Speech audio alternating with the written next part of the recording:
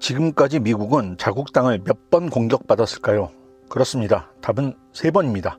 그럼 질문을 좁혀보겠습니다. 지금까지 미국은 본토를 몇 번 공격받았을까요? 2번 공격받았습니다. 질문을 더 좁혀보겠습니다. 미국이 공격받은 2번 중 다른 국가로부터 받은 공격은 몇 번일까요? 딱 1번 공격받았습니다. 미국이 공격받은 사례를 구분해보면 왜 미국에 대한 공격이 적었는지를 이해할 수 있습니다. 특히 미국의 지리적 특성을 이해할 수 있습니다. 논리적 귀결로 해양 패권 경쟁이라고 불리는 현재 미중 간의 대결이 미국 본토를 제외한 제한적인 공간에서 펼쳐질 것을 예상할 수 있습니다. 우리 채널은 현재 해양 패권 도전사를 다루고 있습니다. 특히 미국의 특성에 집중해 역사를 살펴보고 있습니다. 이번 영상에서는 미국 지리가 주는 기회와 제약을 분석할 것입니다. 미국에 대한 공격 사례. 미국은 1776년 건국 이후 총 3번의 공격을 받았습니다. 그러니 미국이 건국해야 하니 독립전쟁에서 영국과 싸운 것은 제외해야겠죠. 첫 번째 공격은 1812년 영국과의 전쟁에서 영국군의 공격입니다. 두 번째는 1941년 일본군이 공격한 태평양 전쟁입니다. 이때 미국은 필리핀과 괌을 빼앗겼죠. 세 번째 사례는 2001년 테러 조직인 알카에다의 9.11 테러입니다. 세 가지 사례 중에서 미국 본토를 공격한 경우는 2가지입니다. 태평양 전쟁에서 공격받은 하와이와 필리핀 그리고 괌은 미국 영토지만 미국 본토는 아닙니다. 이들 지역은 미국의 식민지나 병합한 지역입니다. 1812년 영국의 공격과 2001년 알카에다 공격만이 미국 본토에 가해진 공격입니다. 그리고 적대 국가가 체계적으로 훈련된 군인을 동원해서 공격한 것은 1812년 사례가 유일합니다. 9.11은 훈련받은 테러리스트들에 의한 공격입니다. 그러니 미국이 다른 국가의 전략적 계산에 의해 본토가 공격받은 경우는 1812년 전쟁이 유일하네요. 1776년부터 260년에 가까운 시간 동안 본토는 정확히 한 번만 공격받았습니다. 이것은 미국이 강대국과 대서양과 태평양에 의해 격리된 지리적 요인 때문입니다. 지난 3000년 역사에 970번 이상 침략을 받아온 한국 입장에서는 그저 부러울 뿐이죠. 세 가지 사례의 의미 차이. 1812년 미영전쟁. 지리적 조건과 관련해서 3가지 사례를 해석해 봅시다. 첫 번째 사례는 1812년에 시작해 1815년 2월에 끝난 영국과 미국의 전쟁입니다. 이 전쟁은 다른 말로 제2차 독립전쟁 혹은 잊혀진 전쟁으로 불립니다. 1812년 전쟁의 원인은 다양합니다. 크게 방어적 목적과 공격적 목적으로 해석됩니다. 방어적 목적부터 간단히 보겠습니다. 우선 나폴레옹과 전쟁 중이던 영국은 1804년에서 1807년 사이 미국 선박을 1000척 이상 빼앗았습니다.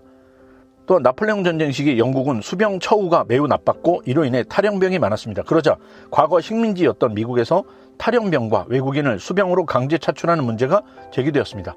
특히 미국의 체사피크호 사건이 대표적입니다. 체사피크호가 영국 전함 레오폴드호가 요구한 탈주병 수색을 거부하자 영국 전함이 포격을 가한 것입니다. 이로 인해 3명이 사망했고 18명이 다쳤습니다. 게다가 영국 해군은 탈주병으로 보이는 4명을 체포해갔습니다. 문제는 영국이 이 사건에 대해 사과하지 않았다는 점입니다. 미국이 먼저 선전포고를 한 결정적 이유 중 하나는 영국이 서부 인디안들에게 대미 전쟁을 종용한 것입니다. 다음은 공격적 이유입니다.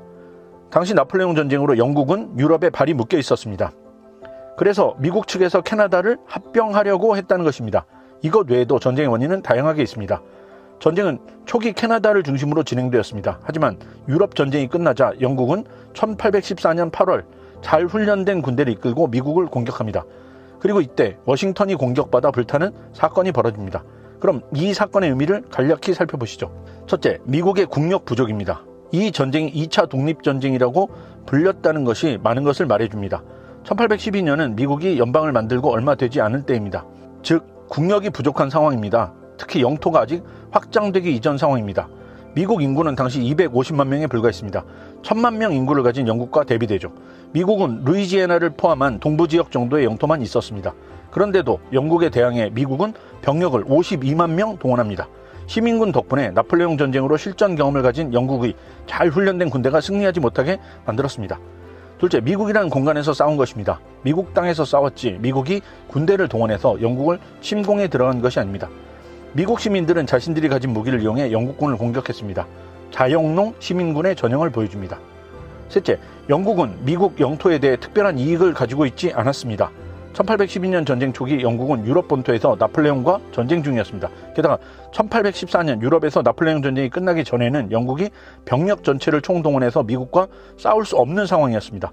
유럽 전쟁으로 영국은 지쳤고 재정은 고갈되어 있었습니다. 특별한 이익을 가지지 않은 영국은 1814년 12월 겐트 조약을 체결하고 1815년 2월 전쟁을 끝냈습니다. 정리하면 미국이 본토를 공격받은 것은 미국의 국력이 약했기 때문입니다. 해군력에서 패권이었던 영국과는 군사적 격차가 컸습니다. 하지만 영국은 유럽에서 전쟁이 중요했기 때문에 미국에서 큰 이익을 가지고 있지는 않았습니다. 즉 미국 본토를 점령하겠다거나 이를 위해 어마어마한 병력을 투입할 생각이 없었습니다. 그리고 미국은 자국 땅에서 벌어진 전쟁에 시민군을 동원해서 영국에 대해 승리할 수 있었다는 점도 중요합니다. 미국의 국력이 성장하면 미국을 둘러싼 바다는 거대한 방패막이가 됩니다. 국제정치학자 존 미어샤이머 교수는 바다가 국가의 국력 투사를 막아준다고 했습니다. 미국이야말로 바다의 보호 기능을 잘 보여줍니다. 세 가지 사례 의미에서 진주만 공격. 일본은 1941년 12월 7일 하와이 태평양 함대를 공격합니다. 일본명으로 15년 전쟁의 시작인 1931년 만주사변의 연장선이죠. 중국과 인도차이나로 확전을 택한 일본은 미국의 경제 제재에 대항해 진주만을 선제 공격하기로 합니다. 일본이 진주만을 공격한 것은 태평양 함대를 무력화하여 시간을 벌기 위한 것이었습니다. 일본은 아시아 지역에서 2, 3년간 미국 해군의 간섭을 없애고 이 사이 제국을 완성하면 전시체제를 구축한 미국과 싸워볼 수도 있다는 일말의 희망을 가지고 있었습니다. 그래서 일본은 국력의 열세에도 불구하고 항공모함을 이용해 하와이의 태평양 함대를 공격했습니다. 두 번째 사례에서 중요한 것이 세 가지입니다. 첫째, 일본은 미국 본토를 공격하지 못했습니다. 항공모함이 본토를 공격하러 가는 과정에서 발각될 위험이 있었습니다. 한편 일본 군대가 미국 본토를 점령하러 보낼 정도의 육군을 추가로 확보하지 못했습니다. 항공모함 전력에 일본 연합함대를 이용해 선전포고 없이 미 해군을 일요일 오전에 기습했습니다. 이 자체가 미국 해군을 일시적으로 무력화하려는 제한된 목표를 가지고 있었다는 방증입니다.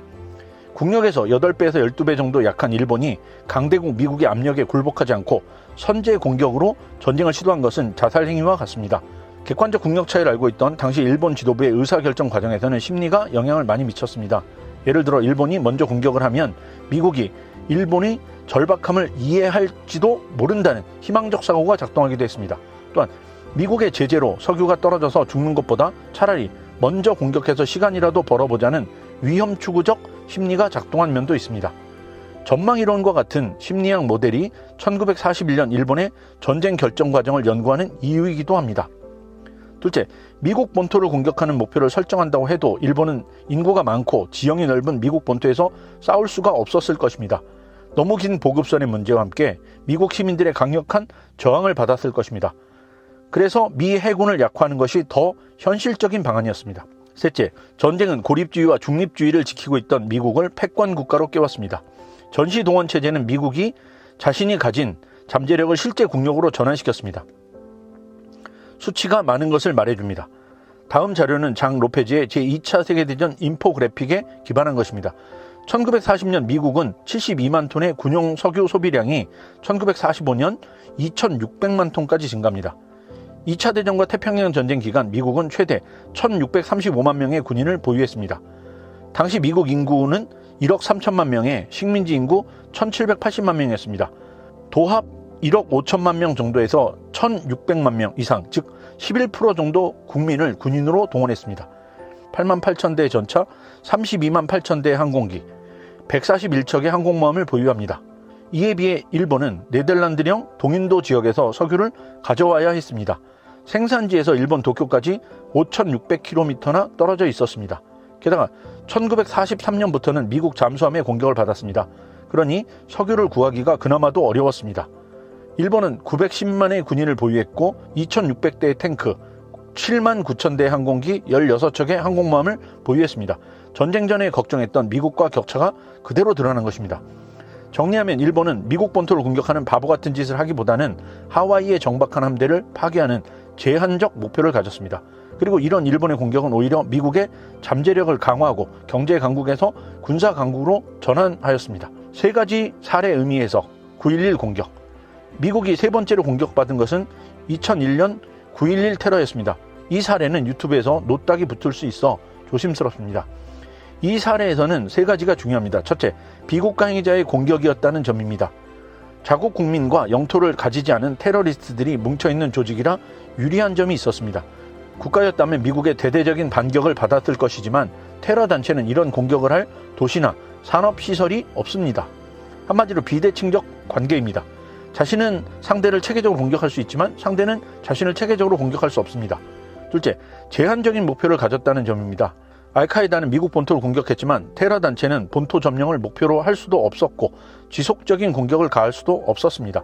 이런 폭력단체는 공포심을 극대화하기 위한 전략은 가능하지만 전쟁의 공포를 지속적으로 심어줄 수는 없었습니다. 셋째, 항공기 납치와 같은 비상식적인 수단을 사용해 미국인들의 일상적인 사고체계를 공격한 것입니다. 국가가 미사일이나 항공기의 공격이 아니라 매일 일상적으로 이용하는 항공편을 사용해서 공격한 것입니다. 정리하면 세 번째 사례는 비대칭적 관계와 비대칭적 수단을 사용한 공격이었습니다. 사전에 공격을 알리는 정보가 많았지만 미국이 이를 무시하다 공격을 받은 것입니다. 공격 사례와 미국 지리의 특징과 미국의 본토 공격 가능성. 앞의 사례를 정리해 봅시다. 미국은 유라시아의 강대국과 분리되어 있습니다. 또한 자체 공간이 넓은 미국의 지리는 다른 국가와 충돌할 수 있는 특별한 이익을 가지지 않게 만듭니다. 두 개의 해양으로 분리된 미국 지리는 다른 강대국의 직접적 공격을 막아줍니다. 특히 넓은 땅덩어리와 로키 산맥으로 분리된 동서지형은 다른 국가가 지속적인 공격이나 점령은 꿈도 못 꾸게 합니다. 일본과 알카에다처럼 미국을 공격하기 위해서 제한적인 목표에 기초해 일시적 쇼크를 줄 수는 있습니다. 그런데 현재 미국 인구는 3억 3천만 명입니다. 이들은 시민군의 전통을 가지고 있고 총기 소유가 자유롭습니다. 그러니 1812년에는 영국이 공격할 수 있었지만 1872년 부국이 된 이후 미국 본토를 공격하는 것은 상상하기 어렵습니다. 위의 세 가지 사례들이 미중 관계에 주는 몇 가지 힌트를 살펴봅시다. 미국의 지리적 측면을 고려하면 중국이 미국 본토 공격의 네 번째 주인공이 될 가능성은 거의 없습니다. 미국과 중국이 전면전을 하고 핵무기를 날리는 상황이 되기 전에 중국이 먼저 미국 본토를 공격하는 것은 자살 행위나 마찬가지이기 때문입니다. 다음의 이유를 추론해 볼 수 있습니다. 첫째, 중국은 미국의 영토나 자원 같은 직접적 이익을 가지고 있지 않습니다. 전쟁은 직접적인 이익 충돌과 침해로 발생합니다. 그런데 중국은 대만 문제나 동중국해와 남중국해에서 미국의 간섭과 개입을 우려합니다. 게다가 미국 땅에서 싸우는 바보 같은 짓은 하지 않을 것입니다. 미국에서 시민군의 전통이 얼마나 강력한지 안다면 말이죠. 둘째, 미국을 선제 공격하는 것도 쉽지 않습니다. 그동안 미국은 공격받으면 자국의 국력을 최대한 동원해 강력하게 대응해 왔습니다. 미래에도 유사할 것입니다. 현재 높은 물가와 고임금에도 불구하고 전시 동원 체제가 되면 미국은 자국과 동맹국을 이용해 다시 깨어나게 될 것입니다. 물론 시간이 걸리겠지만요. 셋째, 중국의 비대칭적 전력도 미국의 선제 공격용으로 사용하기 어렵습니다. 핵무기를 제외하면 지리가 충격을 분산시킬 것이기 때문입니다. 둥펑 시리즈 같은 중국이 자랑하는 미사일 능력도 오직 미국의 개입을 막는데 방어적으로 사용할 수 있습니다. 아직은 기술 수준이 낮다고 알려진 잠수함은 말할 나위가 없습니다. 그런 점에서 미국과 중국의 패권 경쟁에도 불구하고 중국의 미국 본토에 대한 선제 공격이나 괌과 사이판에 대한 선제 공격은 현실적이지 않습니다. 다만 중국이 장기적으로 말라 죽느니 도발해서 우세한 상황을 만들어 보겠다는 위험 추구적 심리가 작동한다면 모르죠. 이런 자살적 도발이 역사에서 없었던 것은 아니지만 일상적으로 발생하는 것도 아닙니다. 미국이 공격받은 사례들의 의미와 현재 미중 관계에 대한 함의에서 혹시 생각해 볼 것이 있다면 또 어떤 것들이 있을까요? 역사에 관심이 많은 구독자분들과 시청자분들께서 댓글을 남겨주시면 감사하겠습니다. 오해를 줄이고 이해를 넓히는데 큰 힘이 될 것입니다. 구독과 좋아요를 눌러주시면 미국과 한국 지정학의 이해를 높이는 수준 높은 컨텐츠를 제작하는데 큰 힘이 됩니다.